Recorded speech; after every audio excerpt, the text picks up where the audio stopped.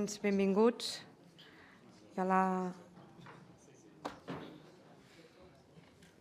la Laura Masferrer i el Víctor Galmés de Gincat, que ens explicaran juntament amb la Raquel aquest informe de la situació de les persones amb discapacitat intel·lectual a Catalunya.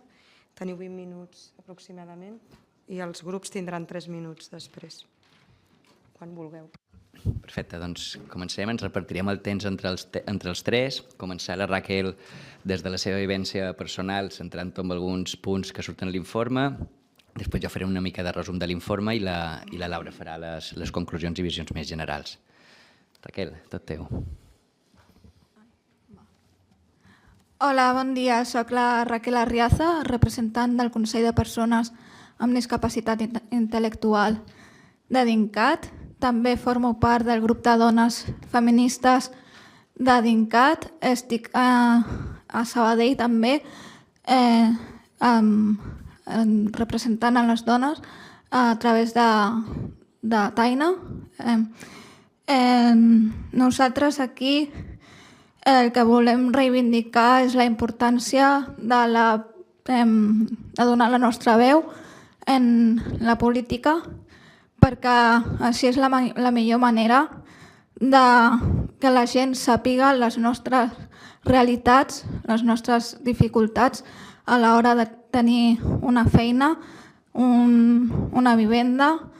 És important donar aquesta visibilitat, la participació, ja sigui en homes, en dones, és una àmplia gamma de discapacitat. És important també seguir lluitant en els drets de les persones amb discapacitat.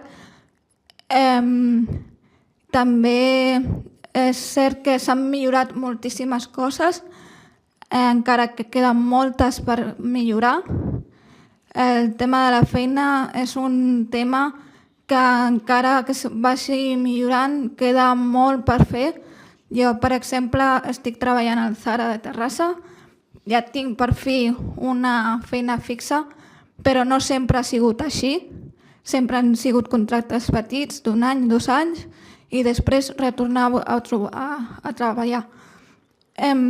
Llavors, aquest és un tema que ens preocupa moltíssim a tots, perquè no tenim algú estable i no podem estar depenent sempre dels nostres pares, perquè ja arribarà un moment que no hi seran, i nosaltres tenim dret també a tenir una vida digna, amb un treball digne, una vivenda digna, poder escollir on viure, amb qui viure, no tenir un pis a X llocs i a la feina a un altre X lloc sense la presa de decisió nostra. Un altre tema que em preocupa moltíssim és el tema de les dones amb discapacitat. Encara que ara s'està donant més visibilitat, hi ha moltíssimes dones que tenen la seva veu silenciada. Hi ha moltes dones que han patit un maltractament. Fa temps vaig fer un article i em posava que més del 40% de dones amb discapacitat ha patit algun tipus d'abús, ja sigui sexual, físic. Llavors, això és un tema que es té que tractar, que es té que parar, que es té que donar veu.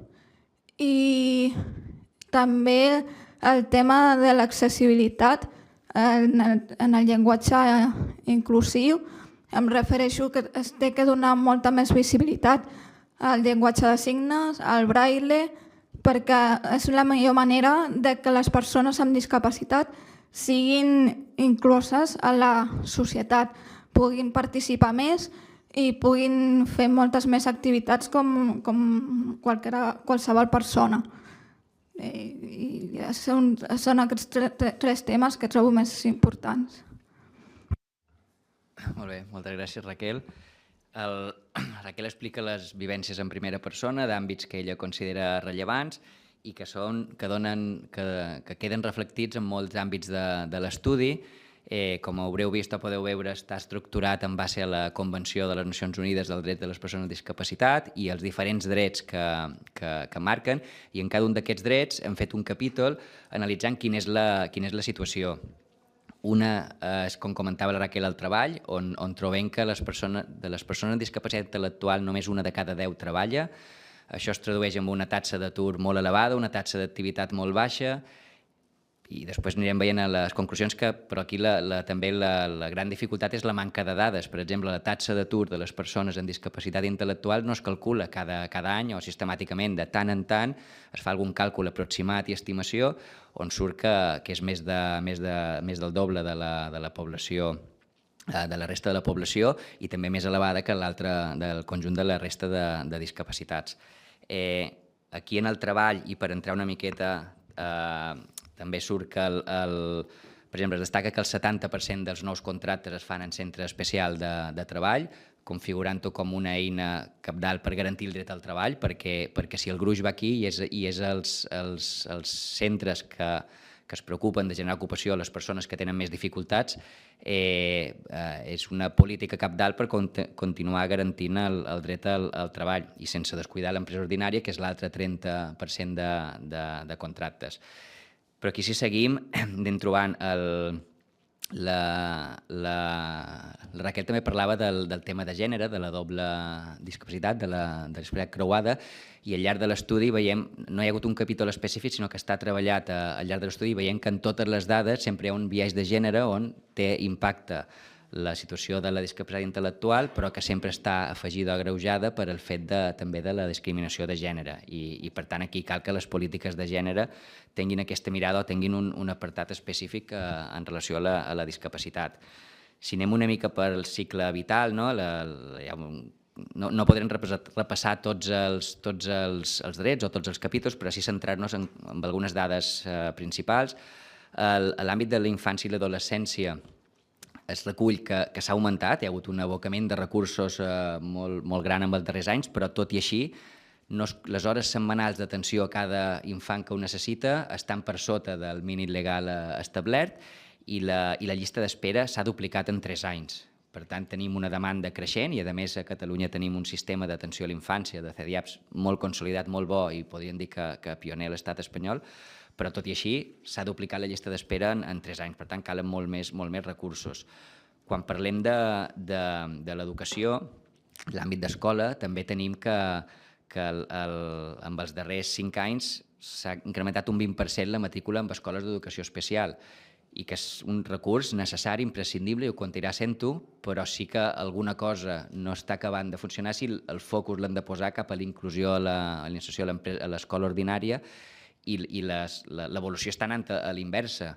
I una altra dada també a destacar és que quan passem l'educació obligatòria, que la taxa d'escolarització de persones amb discapacitat intel·lectual és del 0,8%, cau en el 0,04%, és a dir, és totalment testimonial l'escolarització a les persones amb discapacitat intel·lectual que continuen els estudis postobligatoris. I aquí també com a societat ens posa un focus de com ho hem de fer perquè aquestes persones puguin continuar en l'etapa educativa, i que al final és el que els permetrà tenir una vida inclosa dins la comunitat. Parlant de vida independent i inclusió comunitària, aquí falten recursos i suports adequats per fer aquesta vida en comunitat. Aquests projectes de vida independent, per qui el vulgui fer, no hi són. Hi ha barreres per alguns recursos com l'assistent personal, que seria clau, doncs no està regulat, no està normativitzat, no està a l'abast de tothom, només en base a projecte pilot i a poques persones. Les polítiques d'habitatge no tenen en compte les persones amb discapacitat intel·lectual, i les llistes d'espera en els serveis residencials continuen sent molt altes, es van generant noves places, però no s'està revertint, i per tant hi ha moltes persones amb un dret que no el poden exercir per la manca de recursos en aquest cas. Quan parlem de salut, l'informe es recull que en termes generals la salut de les persones amb discapacitat intel·lectual està pitjor que el conjunt de la resta. Podem mirar en diferents l'àmbit obesitat, higiene bucodental i diferents àmbits, però aquí sí que destacar la prevalença de l'àmbit de la salut mental, on les problemàtiques de salut mental són molt més grans en les persones amb discapacitat intel·lectual per molts motius, i per exemple, una dada que surt és que en els darrers 7 anys les visites a centres especialitzats s'han multiplicat per 5. També ginecologia, on ens trobem el 78% de les dones adultes amb discapacitat intel·lectual han de suspendre la seva activitat habitual quan tenen la regla. Això com a societat no ens ho podem permetre, i això passa per tenir un sistema de salut que estigui preparat, que sigui accessible i que doni cobertura al col·lectiu. Una altra dada que també arrosseguem molt de l'altre estudi del primer informe és la sobremedicació, on 1 de cada 5 persones amb discapacitat intel·lectual pren un psicofàrmac que no està vinculat a un diagnòstic psiquiàtric. Per tant, estan sobremedicats, i això enllaça entre tot. Aquesta sobremedicació segurament també està vinculada a l'increment de problemàtiques de salut mental, i tot està relacionat, no? També fa que la cura o la seva vida diària no pugui ser la que podria ser en una situació més normalitzada, etcètera. Si parlem també de nivell de vida, tenim que els salaris i les prestacions no cobreixen les necessitats del col·lectiu. Ens trobem amb unes persones i famílies que hi ha estudis i que es recullen, que el sobrecost de la discapacitat existeix, està quantificat. Hi ha un estudi molt important en l'àmbit de la ciutat de Barcelona, i ara s'està treballant en el conjunt de Catalunya, però que ens marca de mitjana uns 19.000 euros anuals per el fet que una persona de la família tingui discapacitat intel·lectual. Si això ho vinculem a uns ingressos baixos perquè les persones no tenen la formació, no tenen les oportunitats formatives, i els llocs de feina al que ens accedeixen estan vinculats a salaris baixos, i a més les prestacions no cobreixen les necessitats d'ingressos, ens trobem amb un cercle viciós que fa que els projectes de vida i la situació de les famílies amb algun membre de la família amb discapacitat intel·lectual es vegi truncat. Seguiment en fent àmbits, el tema que comentava la Raquel de la participació en la vida política, pública, cultural, esportiva i recreativa és un dret.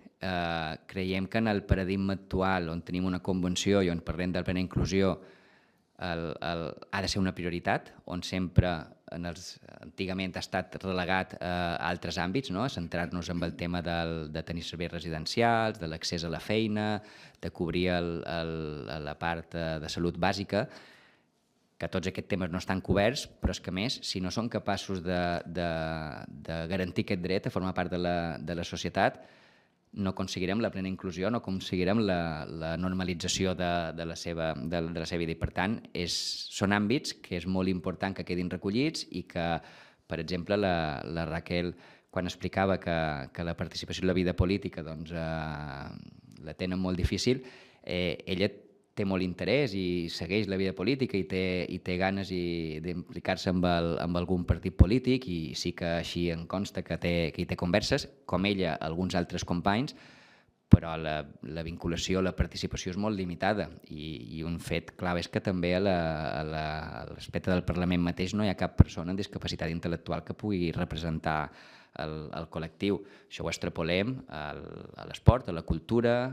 Fa uns dies fèiem un acte amb Apropa Cultura on precisament anava de fomentar la participació en la cultura, però existeix una bretxa, una participació que dista molt de poder-se assimilar al conjunt de la població. Accessibilitat queda molt per fer, queda tot un món, i s'hi ha d'anar avançant. I aquí, de les dades que es recullen a l'estudi, on podeu anar mirant com això queda fonamentat en diferents dades, ens identifiquem 5 grans canvis, que aniré molt ràpid perquè els teniu a la part final de l'informe, però un és que cal una estratègia global d'inserció laboral de les persones amb discapacitat, amb un focus d'acció positiva amb les que tenen especials dificultats d'inserció, és a dir, tothom té dificultats, i quan parlem de discapacitat, però n'hi ha algunes que encara en tenen més, i per tant aquesta estratègia hauria d'existir, que no existeix, i hauria de tenir aquesta mirada. Cal actualitzar la cartera de serveis centrant-ho a la persona i contemplant aspectes com la participació, que a dia d'avui no hi són. Cal parlar d'un sistema educatiu inclusiu, amb una mirada àmplia, des de contemplant l'escola d'educació especial i l'escola ordinària i el treball conjunt, que tot el sistema tingui l'objectiu que és aconseguir les fites educatives del col·lectiu. Quart, i molt important, establir els serveis socials com a sistema, trencar els desequilibris territorials que hi ha, tenir en compte el sobrecost que parlàvem, les cuidadores no professionals han de quedar incorporades dins el sistema, els professionals del sector han d'estar reconeguts i han de tenir unes condicions salarials dignes que permetin fer la seva feina.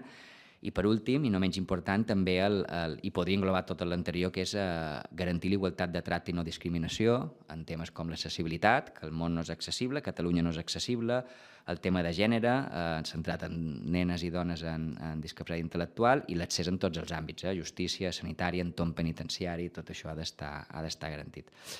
I no m'estenc més. Sí que dic que a l'informe trobareu un article de la Raquel que parla de l'àmbit de gènere i que us recomano també sobretot la lectura d'aquest. I passem la paraula a la Laura, de Fundació Veronès.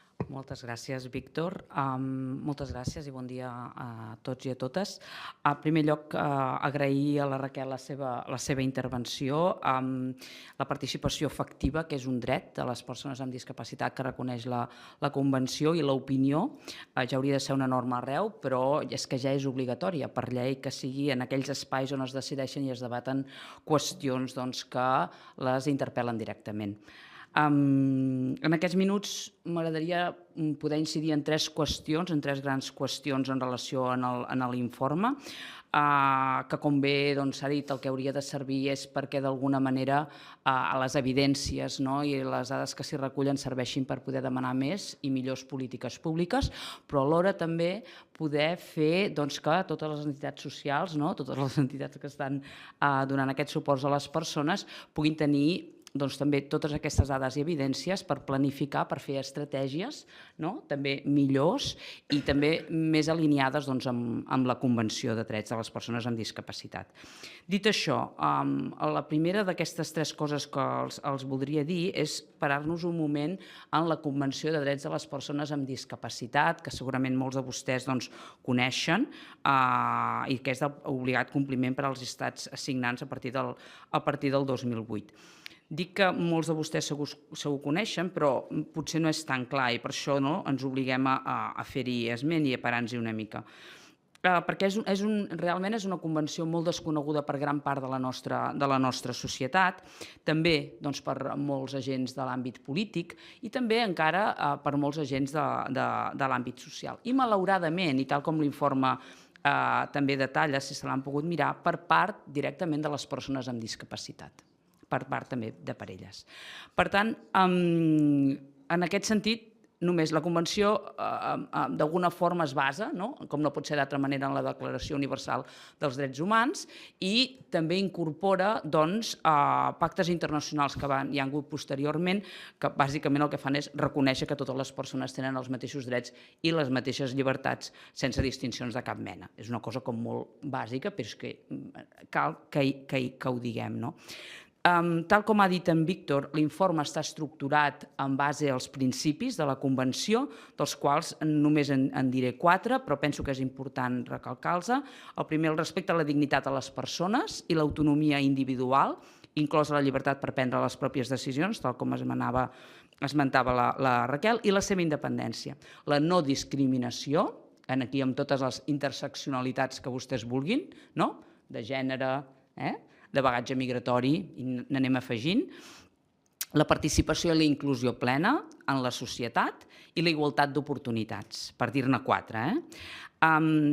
Pensem que l'informe hauria de ser una eina imprescindible i ens agradaria molt, de fet, darrerament ho he vist, per tant estic molt contenta, una eina potent de sensibilització. Hi ha moltes entitats al nostre país que la fan i la fan molt bé i, per tant, és molt interessant perquè no ens ho podem quedar només en l'àmbit social de les persones que treballem en aquest àmbit. Si volem caminar cap a una societat plenament inclusiva, hem de parlar amb la resta de la societat, que potser no coneix cap persona amb discapacitat. Per tant, hem de fer tota aquesta tasca.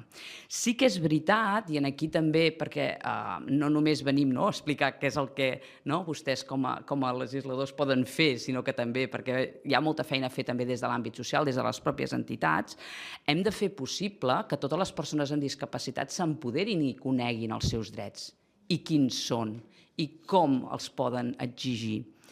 Hi ha una dada que recull l'informe, que és una dada que nosaltres hem hagut de buscar a partir de les entrevistes que hem fet, perquè és una dada que no existeix, llavors hi entrarem més a la segona qüestió que m'agradaria parlar, que és que el 65% de les persones amb discapacitat entrevistades no coneixen la Convenció i el 79% de les famílies tampoc. Veig que tinc molt poc temps, passaré molt per sobre de la segona qüestió que volia parlar, que era el tema de la recopilació de dades i estadístiques, que és l'article 31 de la Convenció i que obliga a tots els estats a recopilar-les, a difondre-les i a tenir-les per poder avaluar l'impacte de la Convenció. Com veuran, estem molt lluny, perquè som dues entitats socials que estem aquí explicant en el govern d'aquest país quines són les dades. Llavors, ens agradaria molt que d'alguna manera ens entomessin aquesta feina i caigués la responsabilitat allà on hauria de recaure. En la pàgina 246 de l'informe trobaran indexat els més importants, no és estricte, però els més importants de les dades que no existeixen. Els recomano que puguin fer-hi una llegida. I me'n vaig directament a l'última qüestió que volia dir, si més no, després hi podem entrar segurament, però és el tema de la desinstitucionalització. Com bé, si es miren les conclusions de l'informe, que estan a la darrera part de l'informe, veuran que una de les conclusions de DINCAT és evidentment que hem de caminar cap al camí per la vida independent de les persones i que ja hi ha alguns projectes pilots, com el Casa Meva i d'altres, que permeten avançar cap a aquest camí, amb aquesta avaluació d'aquests projectes. Sí que és veritat que a mi m'agradaria només citar un informe, després hi podrem entrar si vostès volen, que van fer per encàrrec del Lab DINCAT a la Universitat de Girona, en el qual es parla de quin hauria de ser el procés de planificació per començar ja amb el procés de desinstitucionalització en diferents àrees dels suports actuals a les persones. Només per citar-ho, centres residencials, llars residències, centres de dia, el que anomenem centres ocupacionals, els pressupostos individuals, segurament ho hem sentit a parlar perquè hi ha molts països del resta del món que ja ho estan treballant, i tot el tema de la participació efectiva tal com hem fet evident amb la intervenció de la Raquel. I fins aquí, després podem comentar el que sigui. Moltes gràcies. Moltes gràcies a la Laura, al Víctor i la Raquel, al Pau per convidar també per assistir. Abans de començar les intervencions, ha estat molt interessant i molt clar. Informem que hi ha una substitució.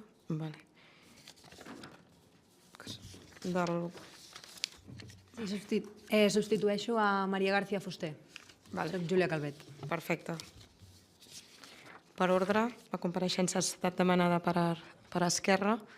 Entenc que la senyora Najat, serà la primera en intervenir.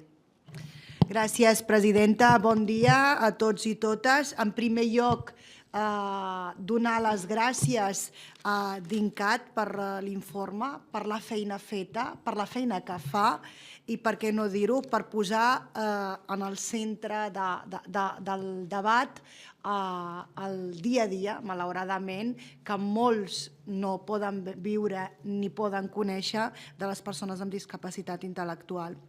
Nosaltres, com a Esquerra Republicana, vam tenir el plaer d'assistir a la presentació de l'informe i el qual el vam considerar com prou interessant i prou important i una eina que ens ha de servir a tots i totes aquí a la cambra parlamentària per poder que ens poguéssiu explicar, com heu fet ara, detalladament quins són els reptes pendents que tenim com a societat i també que tenen els diferents governs amb els drets de les persones amb discapacitat intel·lectual i també de posar dades que malauradament en l'àmbit social, els que ens hem dedicat i ens dediquem a l'àmbit social, una de les mancances que tenim és la manca de dades, que moltes vegades no ens permet, o com voldríem, poder fer una bona diagnosi i una bona planificació i intervenció. Em centraré una mica en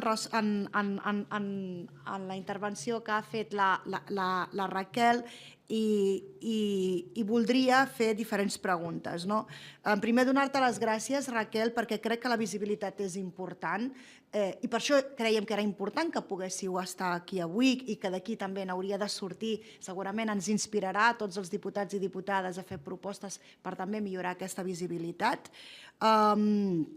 Ens ha colpit d'alguna manera la manca d'aquesta perspectiva de gènere que existeix sobre les dones amb discapacitat intel·lectual i que el 40% de les dones amb discapacitat intel·lectual diuen o manifesten que han patit algun tipus d'abús o maltractament, a nosaltres realment ens preocupa. I per això li volem preguntar a DINCAT si tenen previst o alguna proposta o alguna iniciativa o què creuen que hauríem de fer per millorar aquesta dada des d'aquí.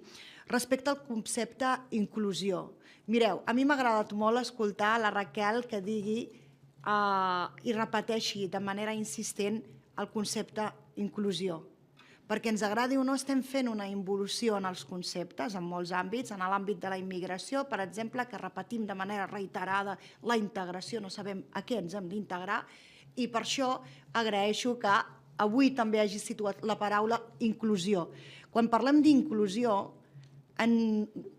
crec, o així ho percebo jo i així ho intento practicar, és una responsabilitat col·lectiva i compartida, perquè no he d'estar jo obligat a integrar-me a res, sinó que entre tots fem que sigui més fàcil conviure junts. I per això crec que és molt important situar aquest concepte i que ens l'hem de fer nostre i hem de fer aquesta pedagogia col·lectiva a l'hora d'utilitzar-ho.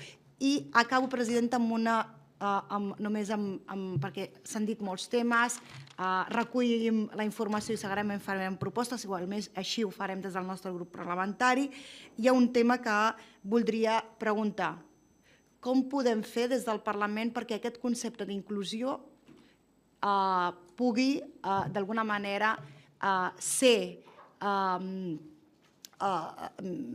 incorporat pel conjunt de la ciutadania i com podem fer perquè tothom conegui i reconegui la Convenció dels Drets de les Persones amb Discapacitat Intel·lectual a la qual ha fet referència la Laura. Moltíssimes gràcies. Gràcies, diputada. Passaríem al segon grup parlamentari de Junts, per l'Isaac Pedrós. Gràcies, presidenta. Senyora Arriaza, senyora Masferrer, senyor Galmés, moltes gràcies i enhorabona a tot l'equip. Som molt conscients que des de DINCAT i des de Graners Fundació fa anys que s'està fent molt bona feina i especialment a Graners Fundació. De fet, he sabut que a Girona més, que diuen, Tant com el primer com el segon informe són passes molt importants i molt rellevants, especialment per visibilitzar les necessitats de les persones amb discapacitat, concretament amb discapacitat intel·lectual. De fet, en aquesta edició és cert que es destaquen petits avenços, considerem que són molt petits, ja que els reptes no només s'han cronificat, sinó que són reptes que són estructurals i, per tant, persisteixen. L'informe té com a marc legislatiu referencial la Convenció dels Drets de les Persones amb Discapacitat de Nacions Unides. Estem parlant de drets humans i això és molt important que tota la sala ho tingui present i celebrem que així sigui. De fet, l'Assemblea General de les Nacions Unides en el seu moment va constituir un comitè d'experts independent, el Comitè dels Drets de les Persones amb Discapacitat. Aquest comitè es dedica a viatjar arreu del món per supervisar l'aplicació o no de la Convenció en aquests estats membres. Doncs bé, avui, ho dic perquè n'hi ha alguns que pregunten com es fa tot això, avui els he portat els informes i les observacions de les vulneracions dels drets humans en les persones amb discapacitat per part de l'Estat espanyol. Informes que, insisteixo, elabora aquest comitè. Ho dic per si algú no sap què fem malament, aquí tenim les respostes. Vull dir, el manual està clar. De fet, l'Estat espanyol és dels estats que més vulneracions de drets humans acumula. I això és molt important. És a dir, a l'estat espanyol, senyors meus, no hi ha normalitat. No hi ha normalitat. El que hi ha són vulneracions de drets humans. Recuperant una miqueta el fil del seu informe i no d'aquests altres. Perdoneu, però ho havia de dir. És que m'ho he posat... Gràcies a la Raquel, avui tinc una altra porta d'entrada per dir tot allò que reivindiquem fa tant de temps. Una part important de l'informe és la percepció que tenen les famílies. Ja no només de la falta de ser conscients de la Convenció, sinó de la vulneració d'aquests drets i alhora també denuncien aquestes vulneracions sistemàtiques i de drets tan essencials i que la resta de persones donen tant per fet. La igualtat, la cohesió social, la protecció social, la vida independent. No, les persones amb discapacitat tot això no ho tenim. És que no ho tenim. I el que m'entristeix més és que compartim aquesta sensació de pessimisme. La compartim plenament. Però també els he de dir que per nosaltres tot comença, dels 50 articles que té la Convenció, més enllà del protocol facultatiu, per nosaltres on realment comença tot és amb l'aprovació de l'article 12, en el moment en què se'ns reconeix la personalitat jurídica. És a dir, si no se'ns reconeix a les persones amb discapacitat, concretament a les persones amb discapacitat intel·lectual, com a subjectes de dret, no podem reclamar els altres drets. Tot comença aquí. A més, és evident que les dades de l'informe són esfereïdores i a Junts en som plenament conscients d'aquesta realitat. Per això, de fet, l'any 2019, i això també és important que tothom ho tingui molt clar, el president de la Generalitat, Quim Torra, va impulsar el Pacte Nacional pels Drets de les Persones amb Discapacitat. Un acord d'Estat, un acord de país, perquè això a Catalunya no passi. I això és important. Esperem que el PSC ben aviat reactivi la taula.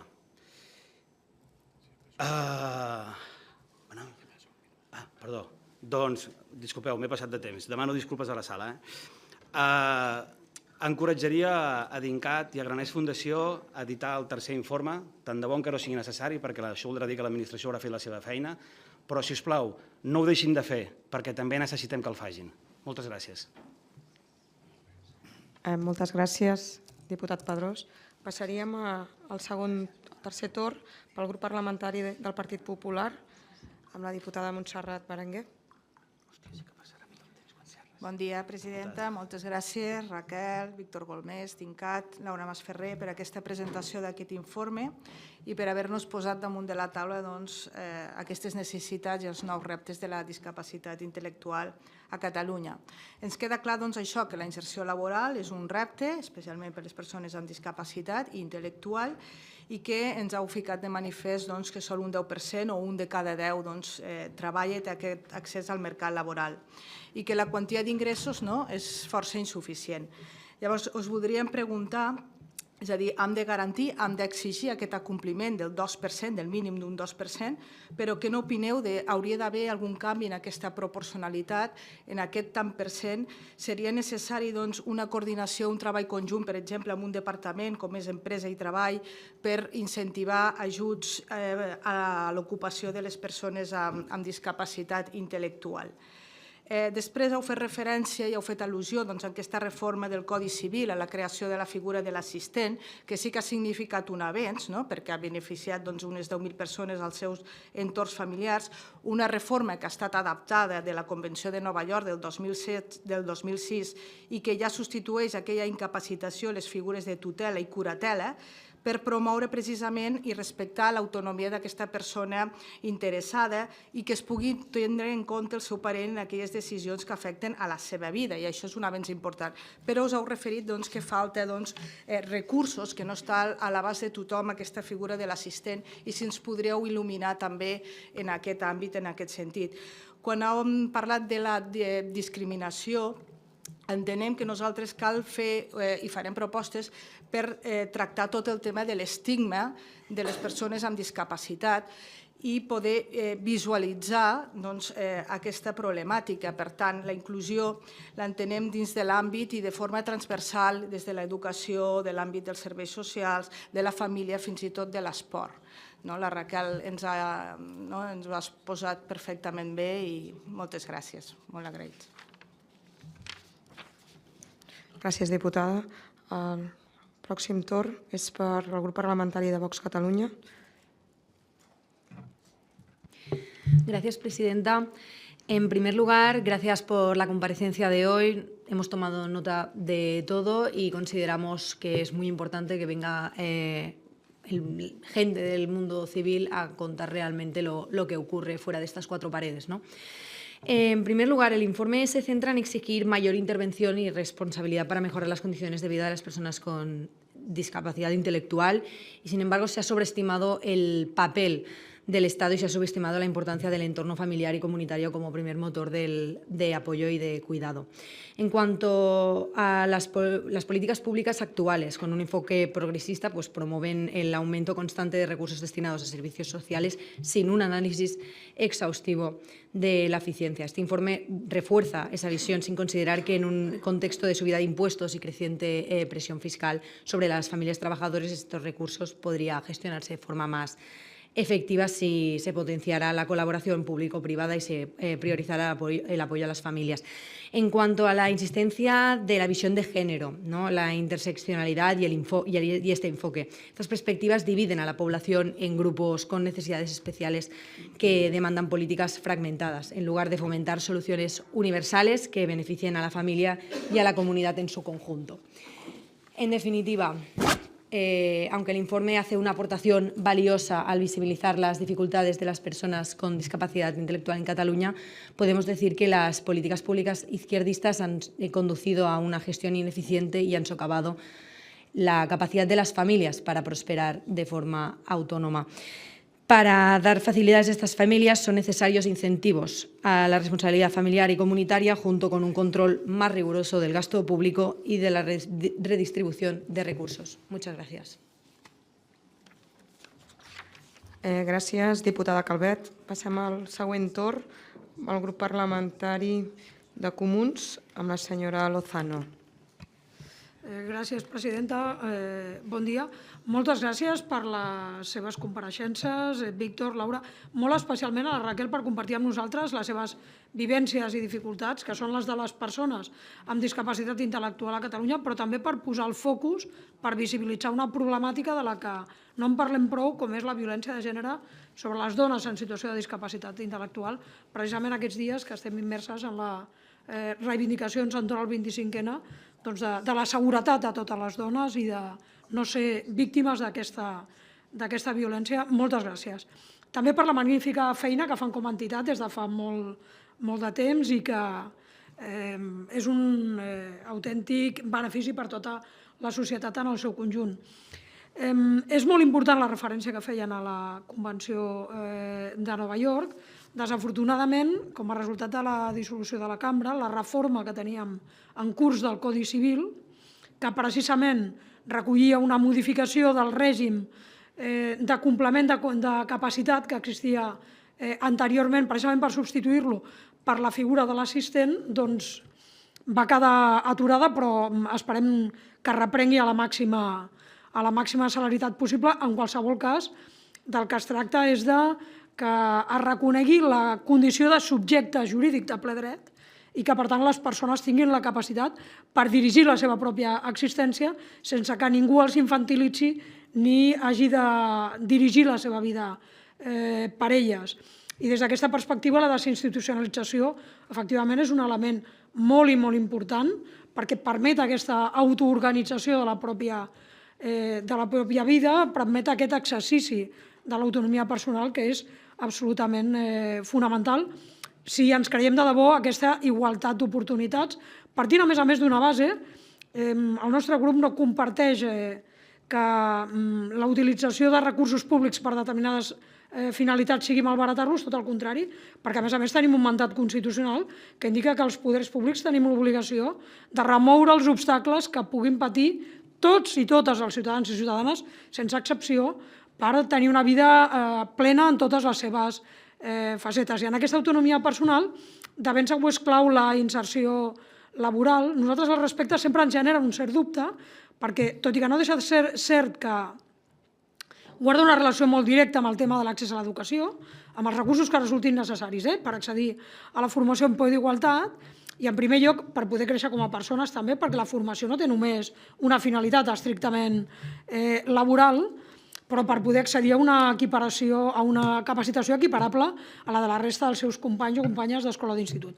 Però deia que ens genera uns certs dubtes perquè, reconeguent el paper clau, i amb això acabo, dels centres de treball especial, de vegades no podem evitar pensar que si no es pogués suplir a les empreses el compliment de la quota de reserva de la LISMI pel recurs als centres de treball especial, potser aquesta bretxa salarial i aquesta pèrdua d'una possibilitat de socialització, que pensem que seria clau pel desenvolupament personal, doncs tindria un altre tipus de desenvolupament.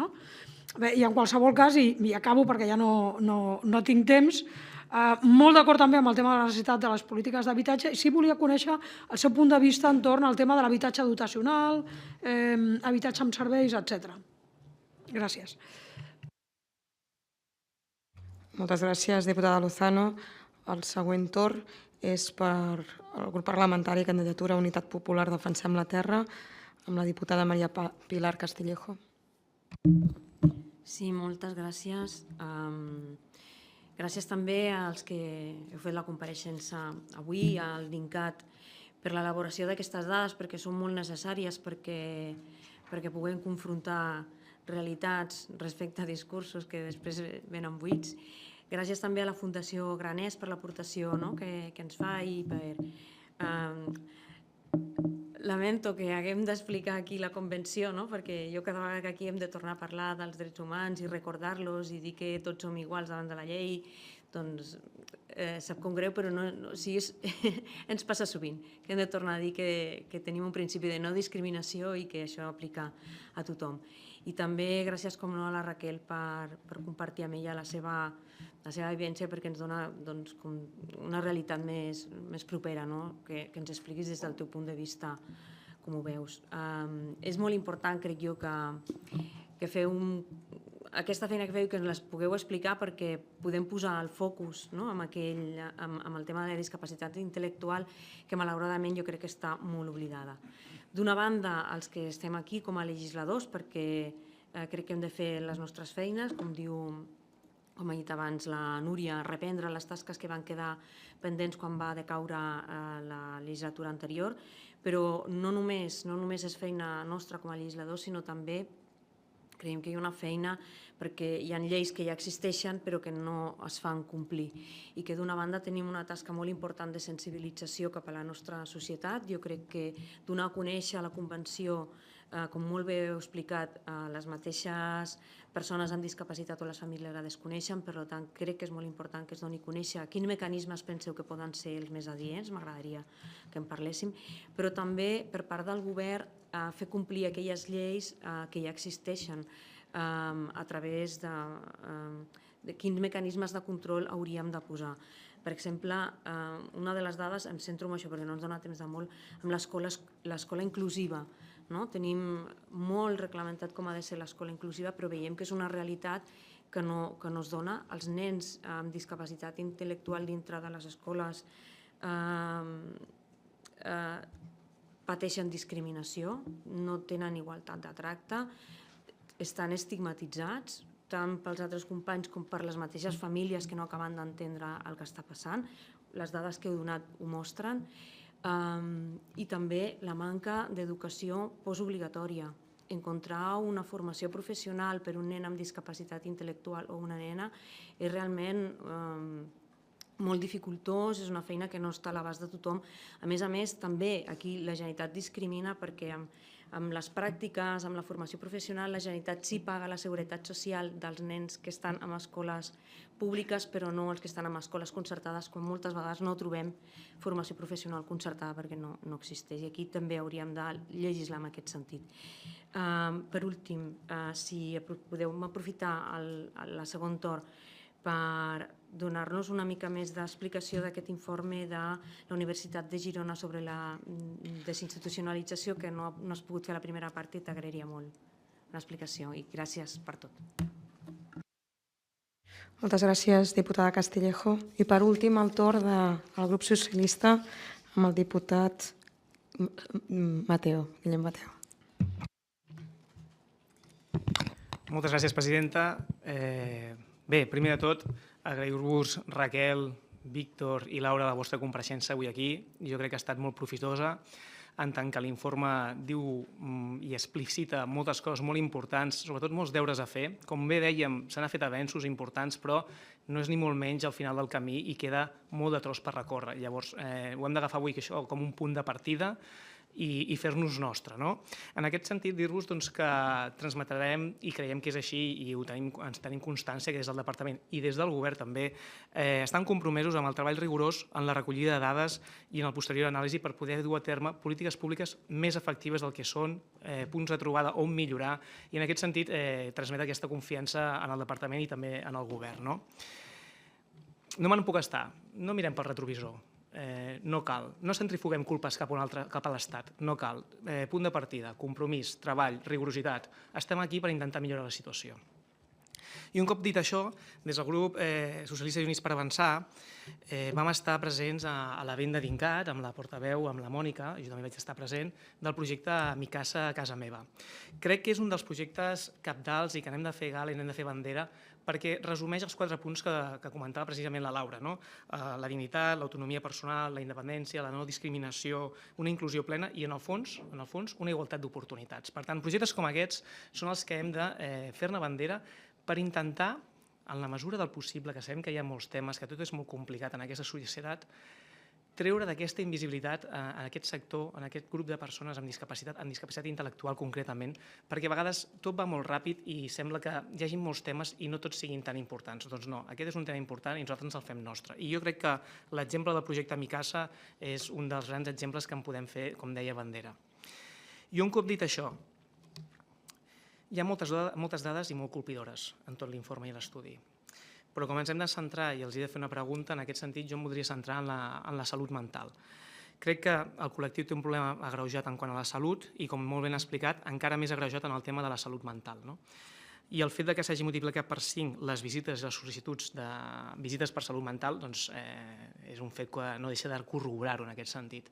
Per tant, una miqueta la pregunta, i sense anar a donar-li més voltes, és quines creuen que són les principals barreres per accedir als serveis de salut mental i, sobretot, com creieu que es podrien superar?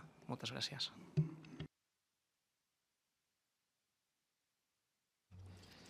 Moltíssimes gràcies, diputat Mateo. Donaríem per acabades totes les torns de paraula i tindríeu l'oportunitat de tornar a respondre. Vale, me vais a perdonar porque voy a intentar decirlo en castellano, que si no me dificulta un poco el traducírmelo. En tema de las mujeres, lo que sucede aquí, yo he dado unos pequeños datos, pero realmente hay muchísimas más mujeres que es un tema tabú. No hay datos reales porque hay mucho silencio todavía. Hay mujeres con discapacidad intelectual que no saben que es un maltrato. Yo misma he sufrido violencia de género en casa, lo he sufrido con lo he sufrido por parte de mi padre. Mi madre ha sido también una víctima más y yo he tenido violencia no física, pero sí intelectual, mucho maltrato psíquico.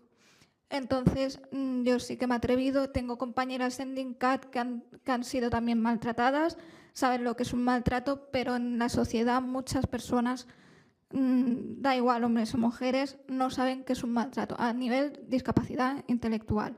Entonces, aquí el gran reto es que está muy vinculado con la accesibilidad, el tema de poner la lectura fácil. La lectura fácil es muy sencillo, son descripciones muy cortitas para que la gente pueda entender los conceptos tan básicos que a la gente de día a día sin discapacidad lo tienen más a mano, saben lo que es.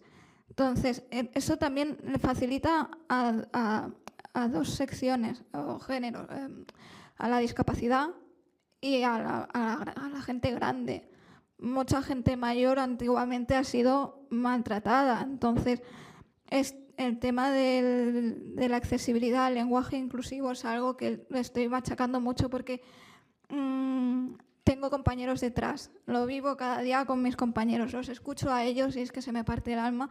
Voy a congresos de plena inclusión de mujeres donde solo se reúnen mujeres con discapacidad para tener su espacio y desahogarse de todos sus sufrimientos, de todas sus vivencias, y es algo que se debería de tener en cuenta.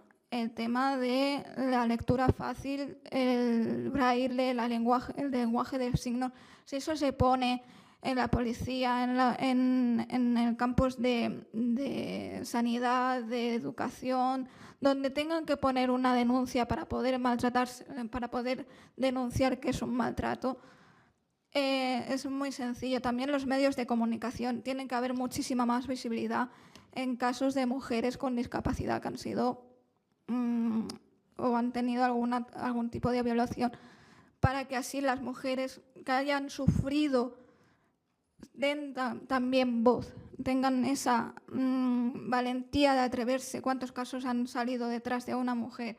Pues con nosotras nos pasa lo mismo. El tema de la empresa. Nosotros, cuando hubo las elecciones aquí, nos juntamos con todos los partidos políticos casi y tuvimos nuestras propuestas de derechos que nos preocupan, y uno de ellos era el tema laboral. Y nosotros proponíamos que estábamos siempre al 2%. En Francia, si no recuerdo mal, están al 8% a la hora de incluir a personas con discapacidad. Y me parece que en la zona de Irlanda y todo más, el porcentaje es mucho más elevado. Entonces, ¿qué pasa aquí? Que estamos muy atascados. No se sube el porcentaje. Nosotros lo que pedimos cuando nos reunimos en las elecciones es que subiéramos poco a poco. No te puedo decir del 8% de hoy a mañana porque sé que va a ser complicado, pero sí que se puede empezar del 2% al 4%, teniendo en cuenta la igualdad. Da igual si es mujer, da igual si es transgénero, teniendo en cuenta diversos factores, discapacidad física, intelectual, teniendo en cuenta todo este ámbito, pero que haya un 4%, ya que, y te digo 4% porque es el de esto, y creo que no me dijo nada más, a menos de mi parte. Moltes gràcies, Raquel. Intento respondre algunes de les qüestions així ràpidament.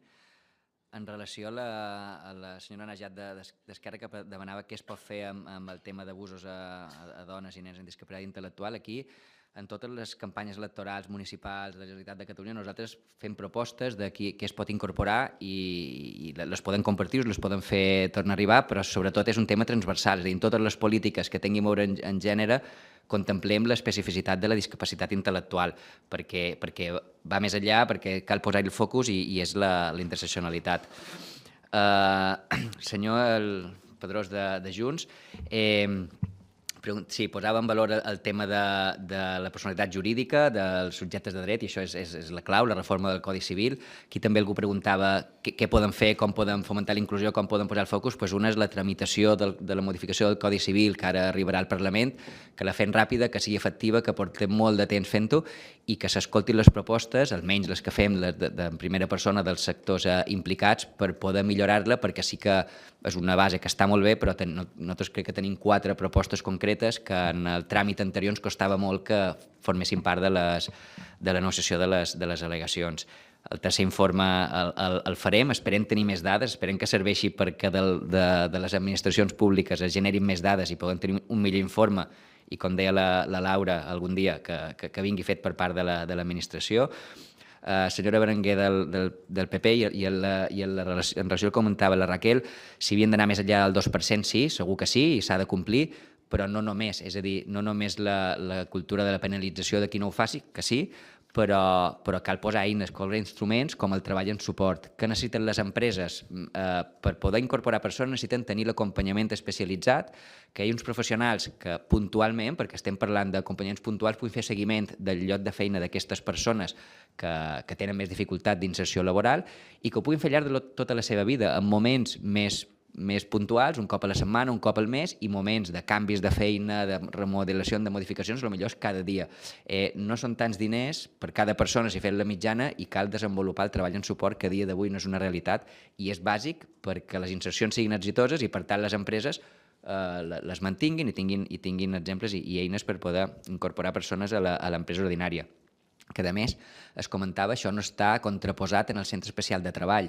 És a dir, creiem que han de ser dues eines que han de conviure, el focus ha de ser maximitzar la participació a l'empresa ordinària, però el centre especial de treball fa de garant per a aquells que en el llindar de l'ocupabilitat estan lleugerament per sota i que necessiten un plus d'ajuts, un plus que no poden anar a les empreses ordinàries, però que sí que el centre especial de treball d'iniciativa social i des del tercer sector poden garantir que les persones que en tenen més dificultats i que el SAT a l'empresa ordinària encara els hi pot costar molt, doncs ho puguin fer temporal o indefinidament i d'una manera digna i, a més, treballant per la seva inclusió, perquè són centres que també tenen posat el focus en la inclusió. Això sí, tenia a veure en comuns, la senyora Lozano, també polítiques d'habitatge. Aquí el que demanem és que hi hagi una política d'habitatge que contempli la discapacitat intel·lectual que a dia d'avui no hi és. Estem treballant en concretar propostes sobre les polítiques que existeixen, com hi pot haver, per exemple, reserves específiques per discapacitat intel·lectual i després coses més enllà de les polítiques actuals, ser imaginatius i polítiques que puguin servir per generar habitatges per persones amb discapacitat intel·lectual. Properament us ho podrem fer arribar. La senyora Castillejo de la CUP, en formació professional ens falta la formació dual adaptada, és a dir, formació en el lloc de feina que es pugui fer, nosaltres considerem, en el centre especial de treball, que és qui coneix el col·lectiu. Això està a punt de sortir amb una convocatòria del SOC que portem anys, que estem al darrere, creiem que sortirà a principi d'any, i si això acaba arribant aquí en format d'alguna normativa o té interacció amb el Parlament, doncs el que demanem és que tot el suport perquè és indispensable que hi pugui haver formació professional adaptada per revertir aquella quota de la formació postobligatòria. Després el projecte de Mi Casa, sí, és el camí, no és l'única experiència ni d'altres, aquesta és, diguéssim, la més gran o la que fa de punta de llança.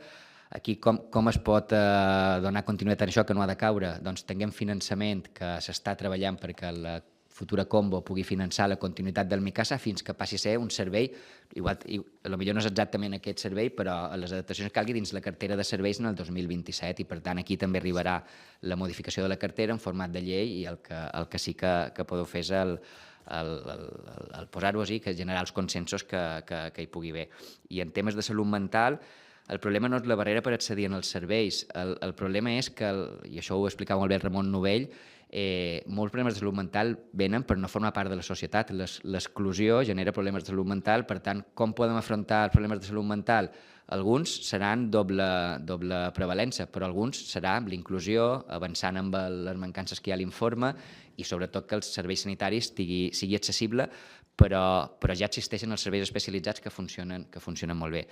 I darrer, per part de vots, sempre em plantejo si responc o no, acabo pensant que sí que han de respondre, però a més cada intervenció us supereu i la meva reacció és en quin món viviu, on esteu, no ens coneixeu de res, ens plantegem si té sentit que us excloguem de la dinàmica política i fem esforços per dir, bueno, si hi ha persones que us voten, sou electes, doncs els hi han d'estendre la mà perquè ens coneguin, però ens ho poseu molt difícil. L'únic que puc respondre és que no coneixeu res del sector social, no som de dretes, no som d'esquerres, el que necessitem són impostos, necessitem polítiques públiques que costen diners, que es facin des de les dretes o de les esquerres, i cadascú pot tenir la seva opinió política personal i som un sector ampli, però ho reduïa a l'absurd i us convido que ens conegueu més i que tingueu la capacitat de fer polítiques públiques amb recursos públics, que és del que es tracta.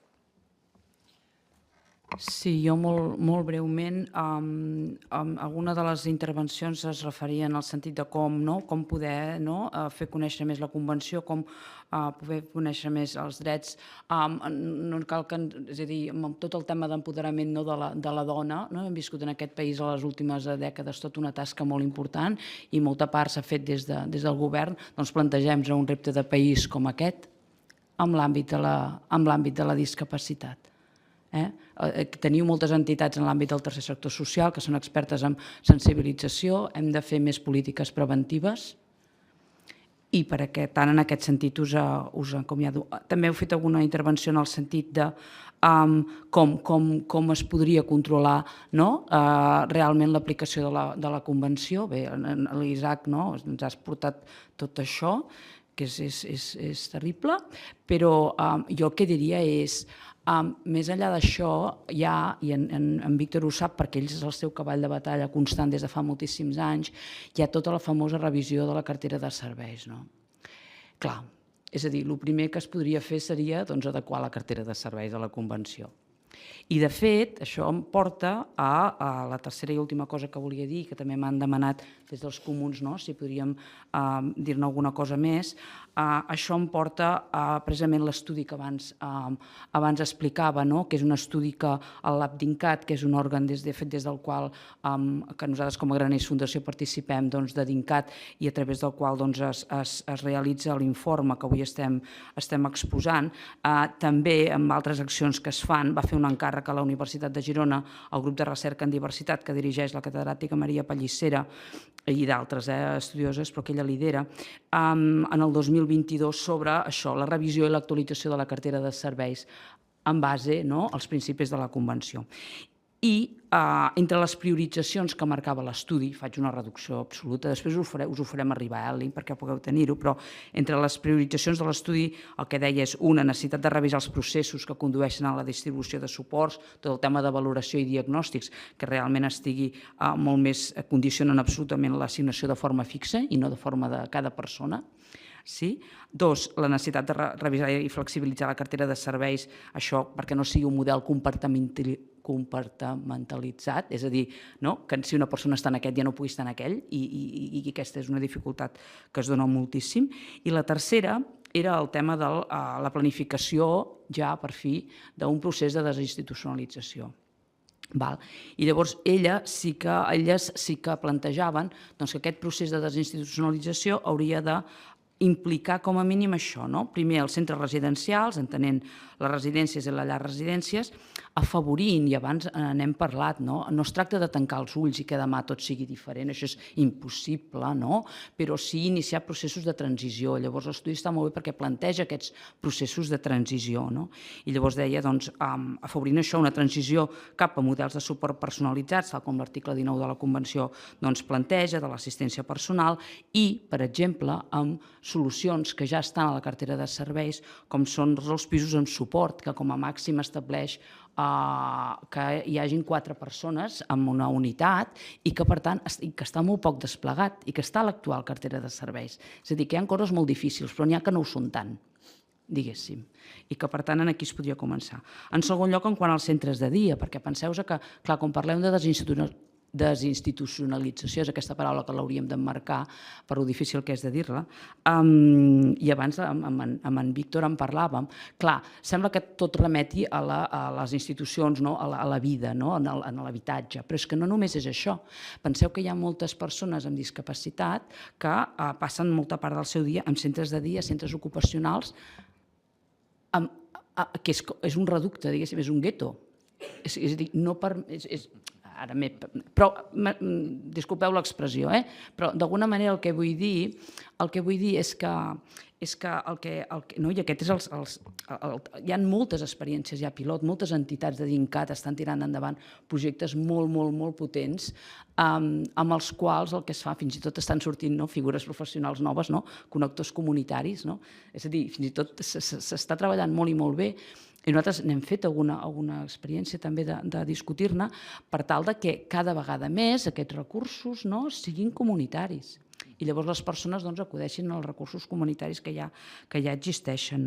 En tercer lloc, a tot el tema dels pressupostos individuals. Aquí hi ha molta literatura, hi ha moltes experiències, hi ha molts estudis fets a nivell europeu, ara no ens allargaríem, però sí que estaria bé, i hi ha alguna prova pilot, i estaria bé que en aquest sentit es podria avançar perquè, tal com estableix la Convenció, la persona sigui qui prengui les decisions i que sigui el que porti el control. I en quart lloc, el que l'estudi d'alguna manera diu que ha d'implicar és això, al final, la participació efectiva de les persones en la seva presa de decisions, del que necessiten, de quins suports, de quina manera i com. Evidentment, també incorporant les famílies. Aquí les famílies, les persones cuidadores, que l'informe també explica. Moltes gràcies. Moltíssimes gràcies a les intervencions de Graners Fundació i de DINCAT.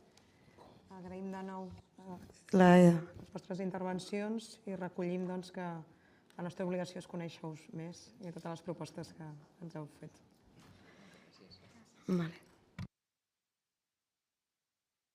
Suspendríem un minut pel canvi de compareixents.